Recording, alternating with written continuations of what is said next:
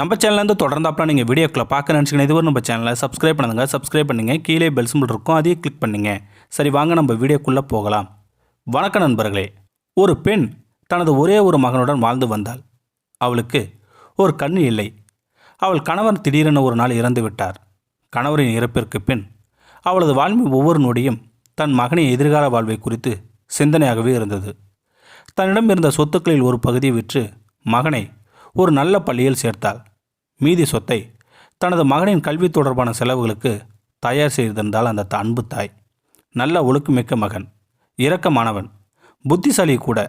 ஊரில் எல்லோரும் புகழும் வண்ணம் அவன் செயற்பாடுகள் இருந்தன. பரீட்சையில் முதல் தரத்தில் தேறினான். இந்த செய்தியை அறிந்த உடனே அந்த தாய் ஆவலுடன் பாடசாலை நோக்கி ஓடினாள். மகனின் வகுப்பறை எது என அறிந்து அங்கு சென்று அவனை வாரி அணைத்து முத்தமிட்டாள் அந்த அன்பு தாய். இறைவனை புகழ்ந்தாள். சந்தோஷத்துடன் வீடு வந்து அவனுக்கு பிடித்தமான உணவை தயாரிக்க ஆரம்பித்தாள். மகனின் வருகையை எதிர்பார்த்து வழிமேல் விழி வைத்து காத்திருந்தாள் அந்த அன்பு தாய். மகன் வந்தவுடன் ஆசையுடன் அருகில் சென்றாள். ஆனால் மகன் முகத்தை திருப்பி கொண்டான்.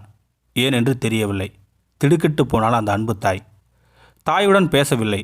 நேராக அறைக்குள் சென்று படுத்து விட்டான். அவளுக்கு ஒன்றுமே புரியவில்லை.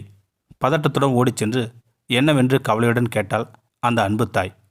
மகன் சொன்னான், நீ ஏன் என் பள்ளிக்கு வந்த? அங்கு அழகான பணக்காரர்கள் மட்டுமே வருவார்கள். நீயே குருடி.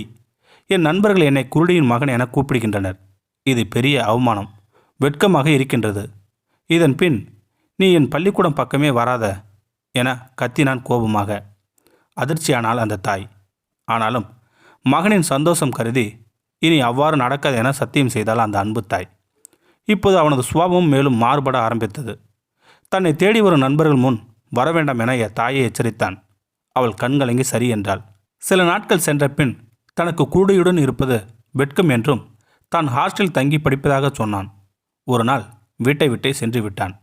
அவள் கதறி துடித்து போனாள் அந்த அன்பு தாய். தினமும் தன் மகனை நினைத்து வருந்தினாள். இறுதி பரீட்சையில் தேர்ச்சி பெற்று மருத்துவக் கல்லூரிக்கு மகன் தேர்வானது அவளுக்கு தெரிய வந்தது. தலைநகரம் சென்று படிக்க வேண்டும். நிறைய செலவாகும். தனது மீதமிருந்த அனைத்து சொத்துக்களையும் விற்று மகனுக்கு கொடுத்து அனுப்பினாள். 5 வருடம் பறந்து சென்றான். இப்போது அவளது மகன் ஒரு டாக்டர்.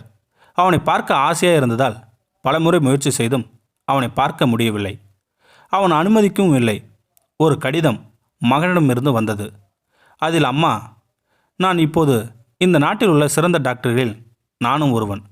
எனக்கும் ஒரு செல்வந்தரின் மகளுக்கும் திருமணம் நடக்க உள்ளது. அவளும் ஒரு டாக்டர் தான். உன்னை போல் குருடியின் மகனின் டாக்டர் என தெரிந்தால் என் திருமணமும் கௌரவமும் பாதிப்படையும். அதனால் நான் இந்த நாட்டை விட்டு உன் பார்வையை விட்டும் கண்காணாத தேசம் செல்கிறேன். இதுதான் அந்த கடிதத்தின் வரிகள். துடித்து போனால் அந்த அன்பான தாய். சில வருடங்கள் கடந்தன. முதுமையும் வறுமையும் அவளது ஒற்றை கண்ணுமே அவளிடம் எஞ்சிருந்தது. சொத்துக்களும் கூட. பசி கொடுமையின் காரணமாக ஒரு பணக்கார வீட்டில் ஆயாவாக தினமும் வேலை செய்து வந்தாள் அந்த அன்பு தாய். அந்த வீட்டின் எஜமானி இளம் வயது உடையவள்.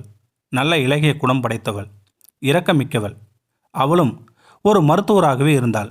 இந்த தாயே தனது தாயாக நேசித்து போதித்து வந்தாள். எல்லாம் நன்றாகவே நடந்தன.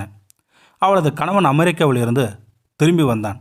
தனது எஜமானியின் கணவர் வருகிறார் என்பதால் வாய்க்கு ருசியாக நல்ல உணவுகளை தயார்படுத்தி வைத்திருந்தாள் அந்த குருட்டு தாய். வீடு வந்த அவளது கணவன் சில நாளிகையில் பின்னர் சாப்பிட அமர்ந்தான்.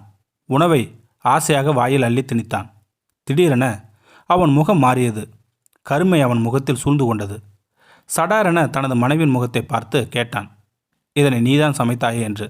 மனைவி குழப்பத்துடன் இல்லையே என்றாள். அப்படியானால் யார் சமைத்தது? இது அவனது இரண்டாம் கேள்வி. வீட்டு வேலைக்காரி சமைத்தாள் என்றாள் மனைவி. உடன் எழுந்து அவன் அடுப்படிக்கு சென்று எட்டி பார்த்தான். உள்ளே அவனது குருட்டு தாய். அதிர்ந்து போனார்கள் இருவரும். இவள் இன்னும் இங்கே இருக்கிறாள். ஆத்திரமும் வெறுப்பு அவன் மூளையை ஆட்டி வைத்தது. என் மருமகளா, என் எஜமானி என்ற சந்தோஷமும் மகிழ்ச்சியும் அந்த தாயின் இதயத்தை நிரப்பின. உணர்ச்சிகளால் இருவருமே பேசவில்லை.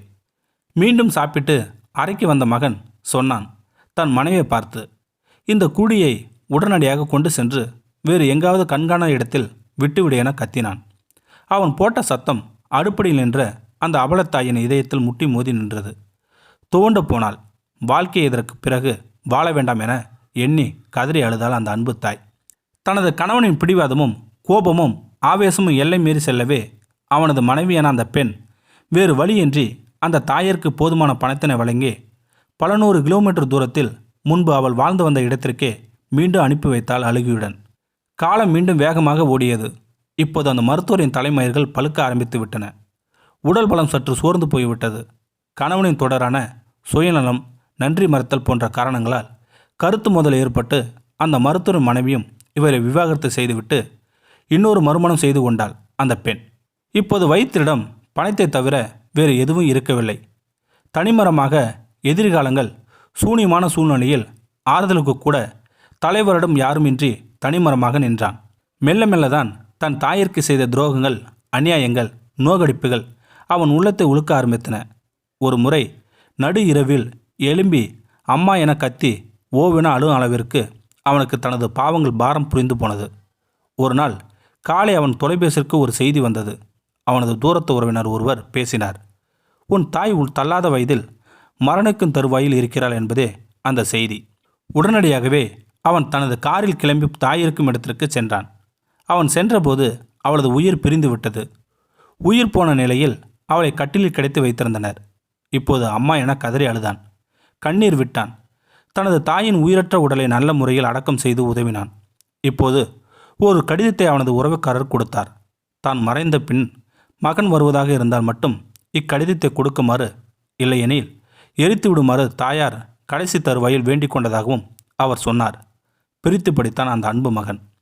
அவன் கண்களில் இருந்த வலிந்த கண்ணீர் அந்த பாலைவனத்தை சகதியாக மாற்றியது. அதில் இருந்த வரிகள் இதுதான்: அன்பின் மகனே, எனக்கு தெரியும் என் உருவத்தை பார்ப்பது உனக்கு ஒருபோதும் பிடிக்காது என்று. அதனாலேயே எனது மரணத்திற்கு பின்னர் நீ வந்தால் மட்டும் இதனை கொடுக்கும்படி சொன்னேன். மற்றபடி உன் மீது எனது அன்பு என்றும் மாறாதது. அது இறைவனுக்கு மட்டுமே தெரிந்த விஷயம். மகனே, நான் குருடிதான். உனக்கு ஒரு குருடி தாய் இருக்கக்கூடாதுதான். எனக்கு உன் உள்ளம் புரிகிறது. உனது உள்ளத்து உணர்வுகள் நான் பெரிதும் மதிக்கிறேன். நான் உன்னை சபித்ததும் கிடையாது, ஏன் கோவப்பட்டது கூட கிடையாது. எனக்கு ஒரு வாழ்க்கை வேண்டும் என்றிருந்தால் நான் இன்னொரு திருமணம் முடித்து நன்றாக வாழ்ந்திருப்பேன். ஆனால் உனக்காகவே நான் வாழ்ந்தேன். அதை நீ புரிந்து கொள்ளாமல் போய்விட்டாய். மகனே, உனக்கு தெரியுமா நான் ஏன் குருடியானேன் என்று? அப்போது உனக்கு சிறு வயது. சாலையில் நின்று நீ விளையாடி கொண்டிருந்தாய். ஏதோ ஒரு பொருள் உன் கண்களில் பட்டு ஒரு கண் குருடாகிவிட்டது. பார்க்காத மருத்துவர்கள் இல்லை. இறுதியாக மருத்துவர்கள் இன்னொரு கண் இருந்தால் மட்டும் உன் பார்வை மீண்டும் கிடைக்க வைக்கலாம் என்றனர். என்ன செய்வதென்று எனக்கு தெரியவில்லை. நேரமும் போதாது. அதனால் என் ஒரு கண்ணை உடனடியாக தானம் செய்து உனக்கு பார்வை கிடைக்க செய்தேன். எனது கண்மணியே, என்னுடைய குருட்டு கண்ணே இன்று உன் கண்களாக இருக்கின்றது. நீ இந்த உலகத்தை வாழ்க்கையும் பார்ப்பதே அந்த கண்களால் தான். உனக்கு இதுவும் அவமானம் என்று உனது வலது கண்ணை பிடுங்கி விடாதே. அதை அப்படியே விட்டுவிடு. ஏனென்றால் அந்த கண்களால் தான் நான் உன்னை பார்த்து கொண்டிருப்பேன். என் அன்பு மகனே, இப்படிக்கு என்றுமே அன்புள்ள உன் அம்மா. இதை படித்த அந்த டாக்டர் மகன் உருண்டு புருண்டு அழுதானாம்.